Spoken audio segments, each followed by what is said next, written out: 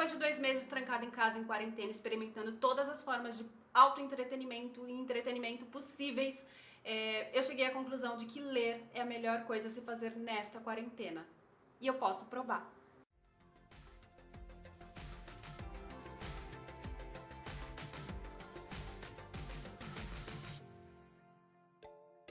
Daí você deve estar falando, mas ela é um canal de literatura, óbvio que ela vai puxar a sardinha pro lado dela. Aí eu vou ter que te responder, sim. Mas brincadeiras à parte, a gente sabe que esse é um momento de extrema solidão e de reflexão, autorreflexão. E essas duas situações nos foram impostas, solidão, reflexão, nos foram impostas por uma força maior, né? E aqui todo mundo tá sozinho, não importa se é uma pessoa que tá em quarentena sozinho na sua casa ou se é uma pessoa que tá com seu parceiro, com a sua família, com crianças, casa cheia de criança, criançada tocando terror, mandando mensagem pros parentes no WhatsApp. Todo mundo tá sozinho. A sensação que geral tá tendo é de solidão. É um momento em que nós fomos forçados a voltar para dentro, a estar dentro de si. E a gente sabe que nesse momento, esse dentro de si tá complicado, tá tenso. Dentro de si tem muito medo neste momento, tem muito medo, tem muita insegurança, tem muito pânico, várias incertezas. Esse dentro de si tá tenso pra cá. E assim, eu sou suspeita pra falar, porque eu amo solidão. Eu sou acostumada com solidão, amo. Se eu pudesse escolher, eu vivi em isolamento. Mas enfim, voltando. A maioria das pessoas, elas não estão acostumadas com solidão. A gente vive numa sociedade em que as pessoas não sabem sequer o que fazer com suas próprias companhias. As pessoas não estão acostumadas a essa autorreflexão que nos foi imposta, impelida pelo mundo. A maioria das pessoas não estão acostumadas com isso, a refletir sobre si, a refletir sobre o mundo, sobre o que está acontecendo, não estão acostumadas com as suas próprias companhias, não sabem o que fazer com elas, com o seu tempo livre, não sabem o que fazer com os seus próprios corpos. A maioria das pessoas não sabem o que fazer com as suas próprias mentes. Já pensou que loucura isso? Pois é, essa é a nossa realidade. A maioria das pessoas não sabem o que fazer com as suas emoções. E aí é que mora o perigo. Cabeça vazia, oficina do diabo. Muito tempo livre, excesso de informações caóticas.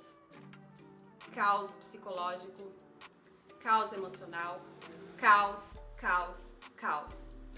E aí que entra a leitura. E agora, nesse momento que eu vou puxar a sardinha para a literatura. Não porque ela tá no nome desse canal, mas porque de fato a literatura, a ficção, tem o poder de te transportar para outro mundo. E neste ato de te transportar para outro mundo, ela vai te ajudar a entender este mundo. Essa é a grande mágica da ficção, a grande mágica da literatura. Ela vai te ajudar a entender, a decodificar esse mundo, as suas crises, as suas paranoias, os seus processos. Ela vai te ajudar a entender esse mundo. Esse é o poder, grande poder da literatura, né? Da ficção. Nós precisamos de ficção para viver. O ser humano precisa realmente. E a literatura, ela pode fazer isso por você. Antônio Cândido, teórico literário, em seu texto Direito à Literatura, trata esta arte como um direito básico do ser humano e defende a ideia de que não há um ser humano sequer que viva sem alguma espécie de fabulação, ficção, pois ninguém é capaz de ficar as 24 horas de um dia sem momentos de entrega ao universo fabulado. Abre aspas. O homem, leia-se ser humano, tem necessidade em fabular. Fecha aspas. Incrível, né? Eu vou deixar aqui embaixo uma entrevista genial do Cândido. Se eu fosse vocês, eu assistia. E agora eu te pergunto, neste momento de pandemia, a quantas anda a nossa necessidade de fabulação, hein? Olha, eu posso responder por mim. A minha vontade de abrir um livro e ser transportada para uma outra história, que me leve para um outro mundo, me ajude a transpor com mais dignidade e entendimento desse mundo, todo esse caos que está rolando, só aumentou, viu?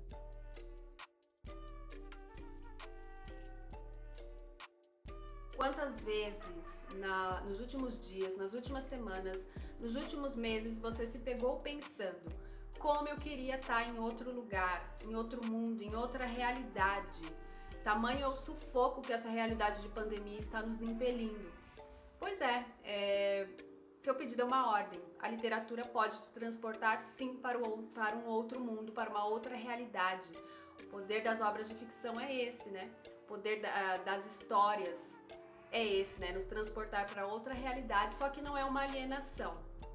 E aí deixa até de ser um entretenimento e passa a ser uma necessidade. É uma necessidade. O ser humano precisa de histórias, precisa de ficção. O ser humano precisa de literatura. É uma necessidade e é um entretenimento também. Te transporta para outro mundo, mas ao mesmo tempo em que faz isso, te faz decodificar, entender as sensações humanas, as relações humanas, as situações a que nós somos submetidos, a nossa condição. E ao entender tudo isso, você com certeza vai passar por esse momento de forma mais lúcida e mais tranquila. Esse é o poder social da literatura.